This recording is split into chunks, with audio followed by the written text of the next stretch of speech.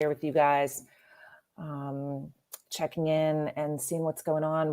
Today we're talking about uncertainty and change. And I think there's been a lot of that going on for a long time, maybe even longer than we know, but it's now really super in our face. So, Lindsay, tell me what are you feeling now? What are you uncertain about? What's changing? What's going on in your world? Great question. I mean, I think there's always a little bit of uncertainty, regardless of what phase of life you're in, and something I've just observed ever since I was little, and I'm sure everyone else has as well, is that we're always looking forward to the time when every facet of our life is just under control. Like it's always like, I just can't wait until I get this job promotion because then everything will be under control. I can't wait until I meet the person of my dreams, my soulmate, because then everything will be under control. Or I can't wait until I get this check in the mail because once I have that money, then everything will be under control.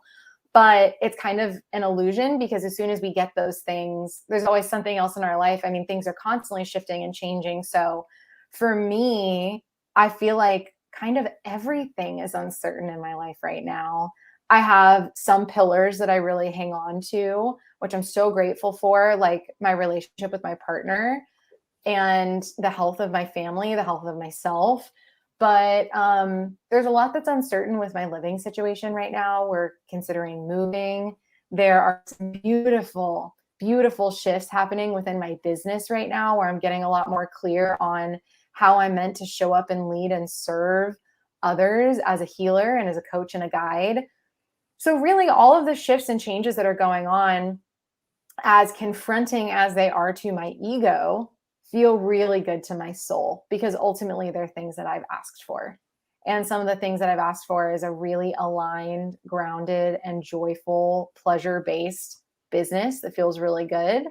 But also, I want where I'm living to feel in alignment with my values and my energy. I want to be closer to nature, which I haven't had in a long time living in New York City. So it's been sort of a painful, but also really rewarding process of just looking around in my life and saying, like, what's unaligned? What isn't feeling good for me anymore?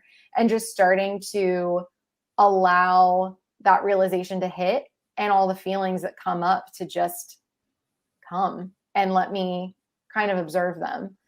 So that's kind of what's going on in my life right now. I think globally too, and I know you can relate to this, Maggie, is just like, I think the whole world is still very uncertain with the pandemic and with COVID. We don't know if it's really getting better, if it's getting worse. We don't know what's going to happen with the variants. A lot of people are still really confused about what's happening with their jobs, with the vaccine mandates that are in place, with businesses still trying to rebuild and shut down. And I think lots of things are just shifting for people. And that goes with cities too, that are declaring vaccine mandates and all sorts of differences and just things that we've never really handled before or experienced. So I feel like a lot of people are dealing with uncertainty right now, which is why I think this is a great topic for today, because it's something we can really all relate to. Yeah. But I'm curious to know too, how is change present in your life now? And is it present at all? Yeah, it's omnipresent. I'll tell you that. And it's, I think that, uncertainty has always been a thing that maybe people haven't addressed. It's now more than ever. Like I said, we are all experiencing this. I don't care who you are or where you live or what your status is, or it is so uncertain. Everything is. And it's just now it's like, wow, okay. It's just so there.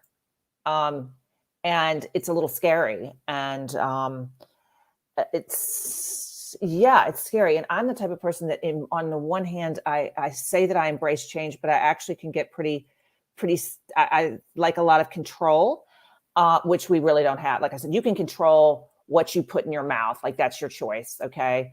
You can control what you put on your body, what products you use. Those are things. Okay. But then when we really step out, you don't even have to step out of the house. As we know, a lot of stuff can go down in the house.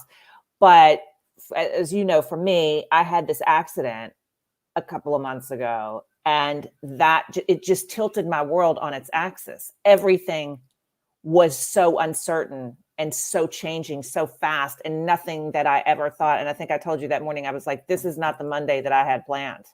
Yeah. And the last 2.5 months have not been anything that I've had planned. So it's caused me to really open up, really be incredibly vulnerable, allow myself to be sad, be scared. And I think we're all kind of, and on some level, at that place. I mean, I know for you, you're in Brooklyn, I'm in New York right now, and I'm just watching the energy of the city. And it's kind of sad and kind of funny, but it's like people don't know what to do. Like they have the mask on, they don't have the mask on, then they're wearing the mask under their nose, then there's the ones that wear it under their chin, then we don't know what, some places you have to have it on, and then you go out, and then I just, the whole thing is like nobody knows what's going on, and we're all just trying to figure it out and navigate it. Right. And when was it really the last time that on a global scale, not just national, but global scale, everyone was feeling that uncertainty in such a similar, visceral, everyday in your face way?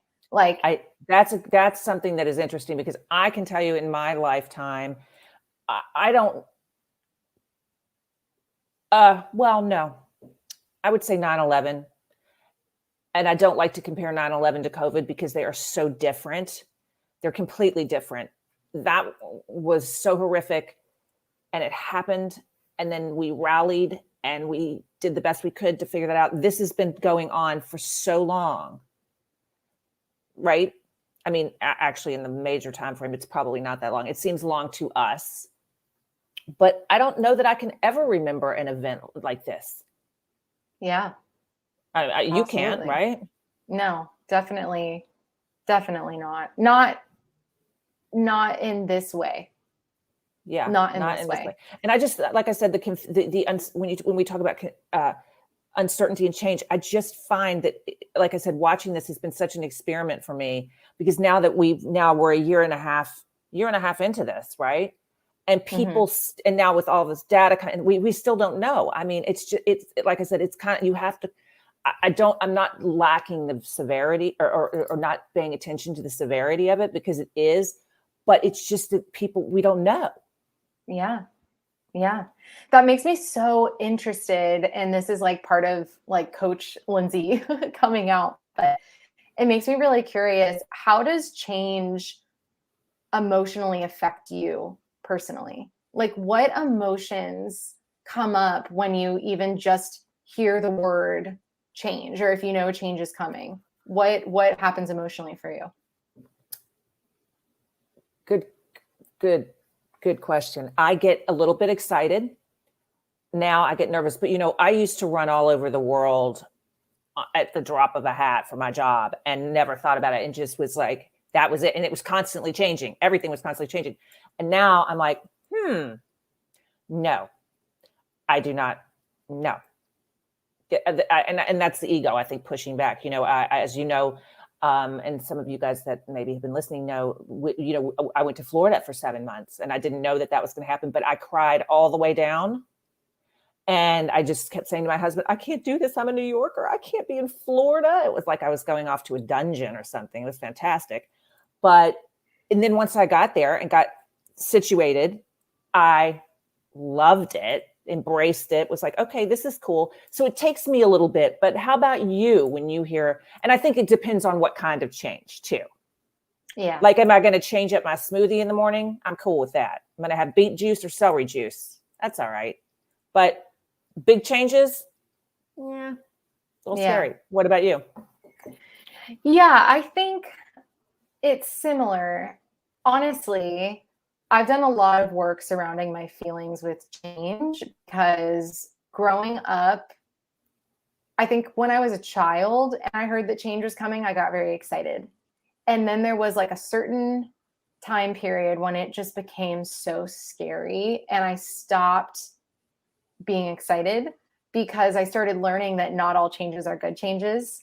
And so there was a long period of time, probably from when I was like 11 or 12 to maybe even like a little bit earlier than that, but somewhere around there till like a few years ago. It just was, every change that hit felt so scary, and it was really tough for me. So change used to equate to panic. That was really like the word that I would describe it. Even good change, it was panic, because change brings up uncertainty, right? Which is another one of our words for today. And it was the uncertainty really that caused the panic, because even if there was a good change coming, the what ifs would come. And it would be like, well, I know this seems good on the surface, but what if something goes wrong? What if it's not as good as it seems? What if it's too good to be true, right? So that voice just became extremely loud for me. And I've always been a very optimistic person. I always look on the bright side. I love just assuming that things are going to go the best it possibly could. And I think I was just really burned by that, because it didn't always go that way. And so then I like went to the other extreme of like, I really hoped, I've always had hope in my heart that things are going to go better than I expected, but I wanted to be prepared. I wanted to be prepared for the worst. So all of that to say that the last few years, I've really worked on my own internal feelings of security, and knowing that no matter what change brings, no matter how uncertain things may become, I know that on the base level, I will always be safe and provided for. And that's just my own spiritual opinion. That's my own spiritual belief that the universe will always provide for me. And it's taken a lot of time to continue adopting that belief, but it truly has always worked out. And usually all of my worst what ifs have never come true. Even if it doesn't go the way I expect, I can be heartbroken, I can be hurt, I can be sad, I can be disappointed, I can grieve.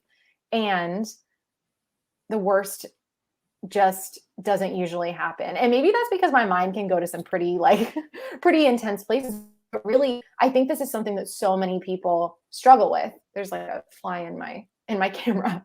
But I think that this feeling of uncertainty is what causes the panic, whereas change can be really exciting. So actually, it's funny that we're talking about this now, because on my coaching page on Instagram, I just posted the other day, it's not surprising that so many of us fear change, because change initiates us into higher levels of consciousness, into higher levels of being. Yeah. Where Yeah. when change comes, we are going towards a new version of who we have to be, for better or worse, like negative or positive change, even though I really don't believe, I think everything that happens to us is truly meant to happen to us, even if it's difficult. So I don't really believe in negative change, but regardless of how you feel about the change coming, you have to be a new person moving forward, because things are different. You have to be different. And I think that's the scariest part for me, is knowing, can I navigate this? Will I be an okay person on the other side of this? Will this crush me? Is like a question that comes up for me a lot. So emotionally, I would say it used to be panic. And now it's not that the feelings of panic don't come, but I don't identify with them as much anymore. So now it's more excitement. And I really have been trying to lean into trust and surrender. And that's just been coming. I mean, like, I'm getting tested on that on every level. My sense of security as far as where I live, even my finances are getting shuffled around. Just so many deep, very core things that I hold on to for security are getting ruffled. And it's been really beautiful, because it's not the first time in my life that's happened. But last thing I'll say, and then I'll pass it back to you, is just that it's been really interesting to witness how I'm choosing to navigate this time now that I'm older, I'm wiser, I've been doing more spiritual work, I've been healing my trauma. The uncertainty doesn't feel so doom and gloom anymore. The uncertainty almost seems like a portal into a really exciting future. Doesn't mean it's always going to be easy, but I do think it makes it easier to lean in with trust instead of leaning in with fear. Yeah. And so I just try to keep bringing myself back into that place. But I'm also human. And right now, today, I'm feeling really good. Should have seen me a couple days ago. I was a crying puddle on the floor. So it's just all about moving through it, allowing the feelings to come, and just doing the best you can. That's your change for you. And I was going Yeah. to say, it probably won't be the last time that I know it won't be the last Mhm. time, and I know it won't be for me, but you brought up something interesting. You said when you were little, and I find this it's so fascinating. So for me, when I was little, I was like an adventurer. I was a seeker. I wanted, and going on an airplane, I was so excited. I was like, where are we going? I don't care. I'm getting dressed up. I'm going. And then with my modeling career, I was on a plane 3-4 times a week going God knows where. And I was like, this is exciting. It's great. I'll figure it out when I get there. Doesn't matter. It'll work. Right. And I loved the smell of going if you have to walk out on the tarmac and the smell of jet fuel. I love that smell. I think it should be a perfume. Because it means excitement, and smell is so powerful. And then one day I got on one of the worst flights that I have ever been on as an adult. And the worst part about it was the guy came on and he said that the pilot, and said, smooth sailing. It's going to be great. Not a bump in the sky, not a cloud. And then I don't know what happened except God and nature. And it was like a scene from the movie Airplane. I Oh my was gosh. terrified. But there was a toddler across the row from me. Precious. And everyone was so scared. And he was like, wee, wee. I did not know if I was going to vomit. But his perspective of this was so awesome because he did not know the fear or the uncertainty that I did. And what that did for me is I was like, wow. And yes, I made it through. I'm here. But I just often think about that and be like, if I could embrace the uncertainty and the change, whatever it is, like that, it would make it a whole lot more fun. Yeah. Yeah. And it's also naivete. I mean, don't get me wrong. He had no clue what was going on. The mother was absolutely out of her mind. But to her credit, she stayed very and we're like looking at him going, oh my gosh. So it's just always been like that image. And I think, wow, that's pretty cool. Yeah. And you know what is so interesting about that story? And thank you so much for sharing that. It's so beautiful to imagine that toddler, because that toddler has not experienced like pain, fear. He only has been taught like airplanes go in the sky and they fly. Like nobody's told that toddler like sometimes airplanes crash. You know what I mean? Like a toddler doesn't know that. And so the toddler is able to be like, I have nothing to be afraid of. This is an adventure because I know I'm going to be held and protected. My mom's right here. Like she is my everything. And so I'm good. But I think it's so interesting that once we get older, all it took for you to stop feeling that freedom of traveling was one bad plane flight where it's like, oh my gosh, that could have been it for me. And I'm not saying that as a bad thing or as a judgment at all. I think so many of us, like I have gone through that myself as well, like absolutely gone through that as well. My like example I'm coming up with in the moment is I always have just been a big lover. I love to be in love with everything. I want to be in love with my job. I want to be in love with my friends. I want to be in love with my partner. I want to be in love with my life. Just purely gave my heart and soul to everything I did. I got in one terrible, toxic, awful relationship where I gave it my all and it crushed me. And from that day forward, it was hard for me to love anything after that because I just didn't want to get hurt. And before then, I was like, what's the worst that could happen? Like, it's fine if I cry. It's fine if my feelings get a little hurt. I'm good. But this was like soul shattering. So after that, it's taken a lot of like heart healing, and healing that fear.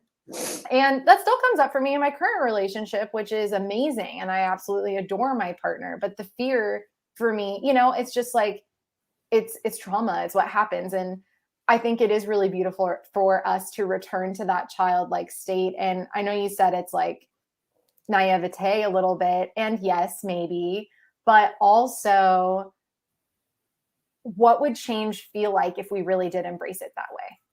Yeah. What if we really did embrace the bumps in the road that way? I'm sure even if things went terribly, going through the process that way of trusting it's going to be okay has to be better than going through the process of it feeling terrible. And honestly, this is my opinion, but we can't control the outcome. So it's like, would we rather enjoy the ride to get to the outcome or be scared shitless getting to the outcome, you know? Because we can't change the future either way. I mean, in some ways we can, but if it's Right. what's meant to be will be. So it's just kind of, I guess that's a pretty like up for philosophical debate. But that's really interesting and so beautiful. And I love that you noticed that toddler that way and it just touched you. It's amazing. It was amazing. And Yeah. now another thing's just coming to me just as we're speaking. This is so interesting because, you know, I know you love children. You're amazing with them. I happen to So like pure. some. They're so pure, most of them. I happen to like some of them. And just kidding. I love children. But I noticed so after this accident, which has been a really illuminating experience for me. Yeah. And I have to go to occupational therapy. That's a whole new thing. It's not physical therapy. If it's the waist down, if it's your arm, it's occupational. I don't know, whatever. It's painful and it's hard. And that's what I'm just going to tell you. And kudos to anyone out there that's been through this. So usually it's me and the other average age is about 170. But and they're so cool. But the other day there was this little 6-year-old girl and precious and they're making her do these exercises that I have already now been, and she's like, this is fun. And I was like, wow, totally new perspective. How she's like, yeah, they give you this thing and you have to get the range of motion back. She was looking at it. She's like, this is so cool. And I thought, reset. Yeah. Well, because what does it feel like to you? Like, is it scary? Is it painful? It's painful. I don't think it's fun.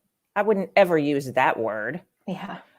I mean, but that just what I'm saying is that youth and that innocence and again, I'm going to tell you, when you're 6, things are pretty good, hopefully. And but her perception of it was so different. And she was uncertain. It was her first time there. I was just fascinated. I was like, wow, that's super cool. Need to take a page out of that book. Definitely. Right? Yeah, it is. It's the innocence and the curiosity that I think is so beautiful that we just kind of, I think a lot of people lose their sense of curiosity as they get older because it's like curiosity killed the cat, right? And it's happened to us so many times where you get curious about something and we're like, ooh, wish I wouldn't have gotten curious about that. Like I learned more than I bargained for, or more than I wanted to. So it's really beautiful to see through the eyes of a child who's so innocent and so just curious about things in a way that it's like they can see magic in everything, even the most mundane things. And it's just fun to remember that curiosity is available to all of us in any moment. And that's something that I bring into coaching a lot because I have seen the power of curiosity, really, truly. Curiosity can shift people from feeling like they know everything about a certain situation to be like, well, what else don't I know? What is in this situation that I haven't uncovered yet? And there is an excitement and an adventure to that where it's like, oh, I hope I find something like better. I hope I find something that feels better than what I currently believe in right now. And 10 times out of 10, there are always like nuggets of gold and wisdom that you can find that when you're so shut off and you're not curious about it, you can't see. But you just crack open the door a little bit and get a little curious, and there's always more to learn. There's always more to discover. And it's just really powerful. It's really powerful. It is. And I think maybe as children, again, with the curiosity thing, and we don't know the level of uncertainty, right? Because we're not at that place, right? Does that make, and everything's changing, but that's the thing. Everything is changing constantly. Yeah. What is it? True. The only constant is change. Mm-hmm. I think about that all the time. And that's true. And I just think if you kind of move into it, lean into it, it makes it easier. Yeah. It's hard to do though.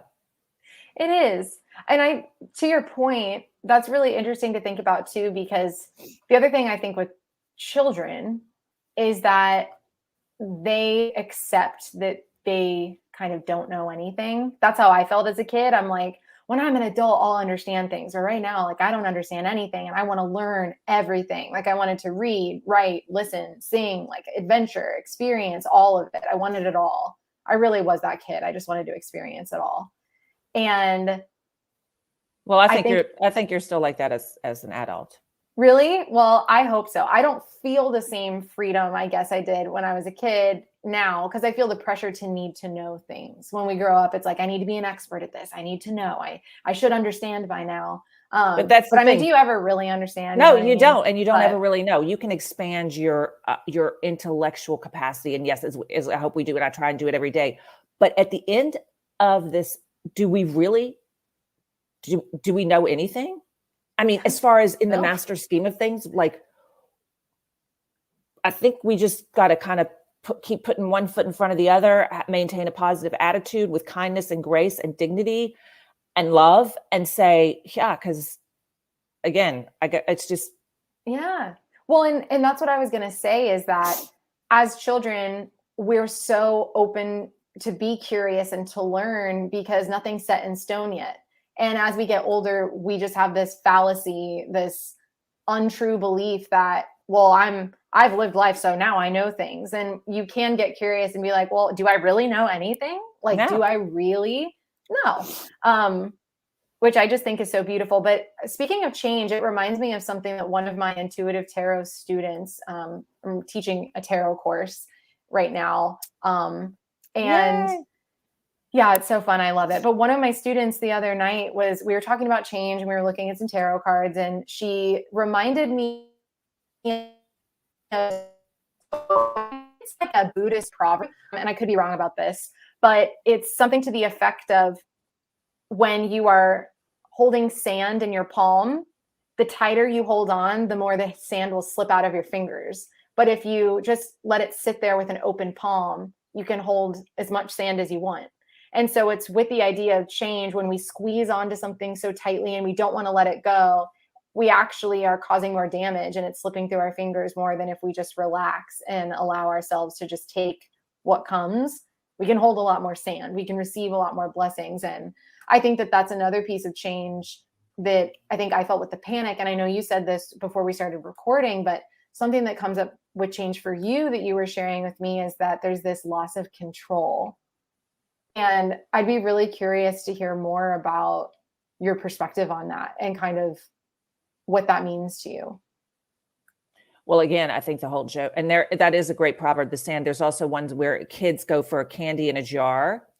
And if you squeeze, you cannot pull all the candy out. If you leave your hand open, you can actually have a lot more candy in your hand and bring it out of the jar. I don't know how big the jar is, but you get where I'm going with that. Totally. Yeah. It's also 444, by the way. My numbers just lit up. 444. I love that. Lindsay and I are both very into numerical meanings. I've always been like that. I don't know, since I was a child, I would always be like, when 11:11 on the clock, I was like, make a wish. It's the only time of day that all the numbers are the same. And then it is. It's the only time of day that it is. And my friend goes, no, it's 12:12. I go, those are not for the same numbers, but you go with that. Yeah, and the whole control thing is a joke because, like I said, there are only so many things that we can control. And I think the lesson for me with this unfortunate incident has been to show me that, what I was going to a grocery on a Monday morning and I wasn't in control of anything, and it's changed my whole trajectory for 2.5 months. Yeah, so. It's just really, like I said, there's certain things that we can control our behavior. I do believe that we can, there are certain things, but really in this big, incredible universe that we live in, there's so much that's not in our control that we just have to kind of, for me, I have to get Zen, meditate, and just kind of be like, hey, all right, I'm going to do the best I can with the tools that I've got. And then the rest, yeah. Yeah, definitely. I love that. That's actually perfect because my next question for you was going to be, what tools do you use to navigate change? Like when change is present, when the panic comes, when there's that loss of control sort of feeling, even though we know that that's not true, we don't really have control over anything. Sometimes we really, I mean, it can feel awful to kind of like lose that sense of balance. So when that happens, what kind of practices, rituals, or like routines do you turn to? That's awesome. Well, first of all, and you know this about me a lot. I am again like a little bit OCD. Kind of a not a bad control freak, but like the other day, for instance, I lost an earring, and it's not. It doesn't matter. It's not an expensive earring. But I've been obsessed with it. It's like okay, let it go, let it go. Actually, it's a little earring for my niece, a little pair of really just fun. Oh, But well, I've given her 400 others, so it'll be fine. But I was like, this is not what this is about. You got to go meditate. I have to meditate. I have to do some stretching. I have to mental and physical, because yeah, you can just get that control thing's hard. It's tough, yeah, definitely. and it's scary. And like I said, now I know on a very high level that I'm not controlling anything, Right. but I feel like I am. That makes me like, I'll go rearrange my shoes or whatever. Yeah. And then I have to look and say, what's really going on here? Well, and Yeah. that's okay. I mean, that's just human. And I absolutely think we all feel that way in the midst of uncertainty. But that's cool that meditation really helps you. Also, it sounds like reorganizing helps you, just like cleaning your space and organizing your space makes you feel good. Um, so that's really interesting. Are there any other practices or routines that make you feel good during those times? Um, Or those kind of remain too? those are kind of my main two, I would say. Cool. What about you? Oh wow. I have I have a lot of practices I turn to, but like you, I would have to say meditation really helps. And I meditate or try to meditate pretty much every single day because I find actually that when I'm in the midst of panic or I'm feeling really emotional, it's so hard for me to sit down and meditate and be with those thoughts. It's really hard. I It's almost like that's what I was going to say. It's almost like if you're in a situation, if you're really in that full blown panic, which I do have, and I get in, it's like somebody saying, just calm down, just calm down, just breathe. Well, you know what? Shut it. That's not gonna, maybe you need to go run around a field or something. So it's just, yeah, it's hard. Yeah, it Yeah. depends on what type of energy is kind of going through your body, but I would definitely say that breathing, if it's not meditating, just taking some big, deep breaths, even if I'm freaking out. Oh, it just feels so good. It does calm you and you will feel better. And it's so funny because I'll tell myself, like, Lindsay, just take a deep breath. And I have that argument in my head where I'm like, no, like I'm freaking out. I'm not going to breathe. Like, I got to go do something else. But every time I actually discipline myself enough to be like, okay, we're doing 3 deep breaths, It does I work. can't deny it. It It just does. feels great. It does, but it's hard to get to that when you're spinning out. And like when I had the accident, and the EMT came out and he's like, "You have to calm down. You have to breathe. You have." And I love, one of my favorite movies, as you know, is The Devil Wears Prada. And when Emily Blunt says to Anne Hathaway, she says, "I rarely say this to people that aren't me, but you have to calm down." And it's true, right? Yeah, definitely. Um, I think that's why having practices are really important. Like it's good to have um different kind of rituals you do when you're stressed, but for me, that's why if I meditate every day, then on the days that I'm really stressed, it's easier to meditate because I did it the day before. I know I'm going to do it tomorrow. It's just a part of my routine. And that's what makes that's why they call it a practice. exactly. And that's Yeah. my friend that she goes, I just can't meditate, Mags, because my mind races too much. I'm like, that's the whole point of meditation. Right. That's like somebody saying, I just can't, I just want to stay home and eat. I don't want to go to the gym. Well, yeah, the whole point of Totally. meditation is to quiet and it's hard to do. It is.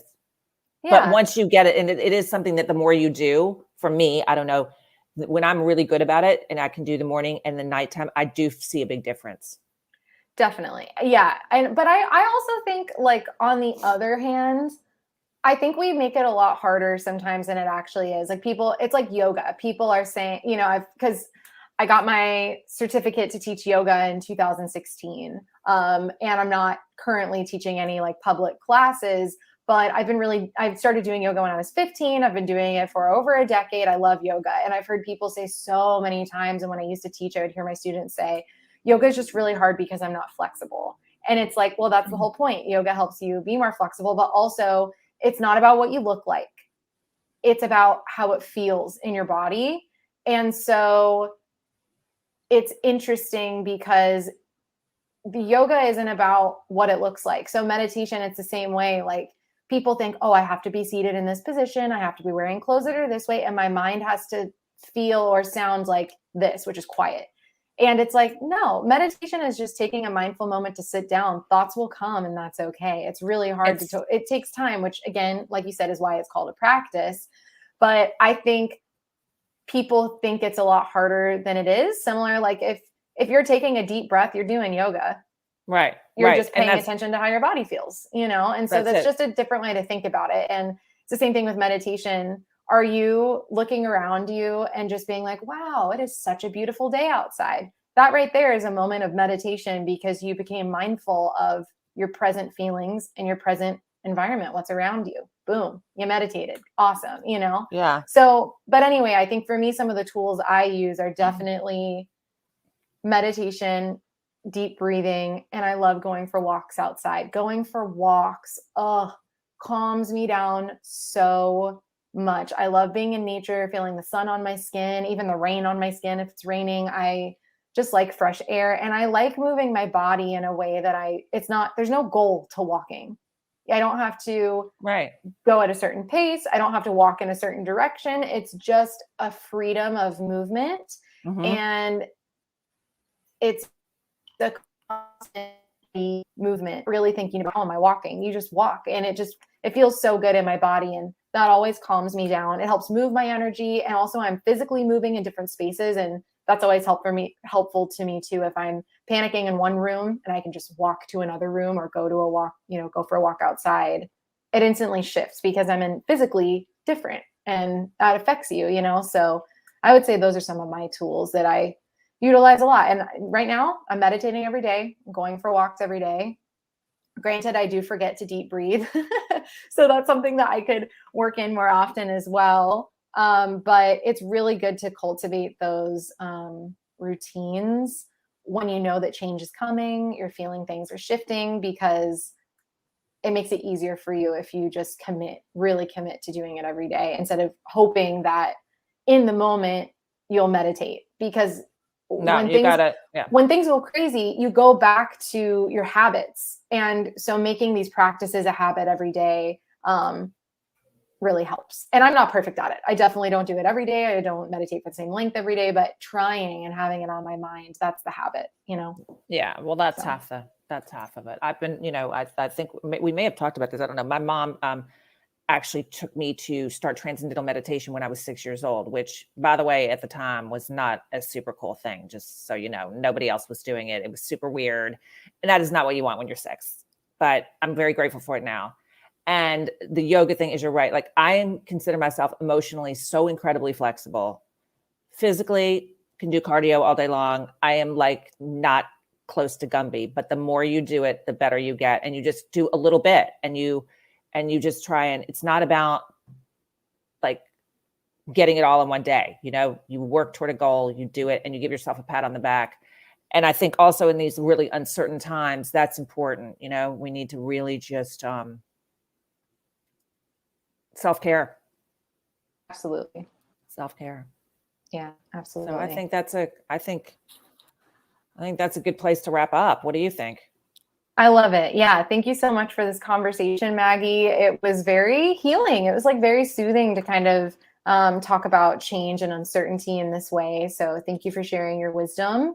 And to everyone that's listening, thank you so much for joining us. We would love if you comment below and let us know any rituals, routines, or habits that you rely on in times of change and uncertainty. And you can let us know too what's going on in your life. We love connecting with you. We love hearing from you and creating community with you. So thank you for being here. And Mags, I'm excited to do it again next week. Yeah, sending you guys all love, peace, and joy in these uncertain times. Absolutely. We'll see you all in the next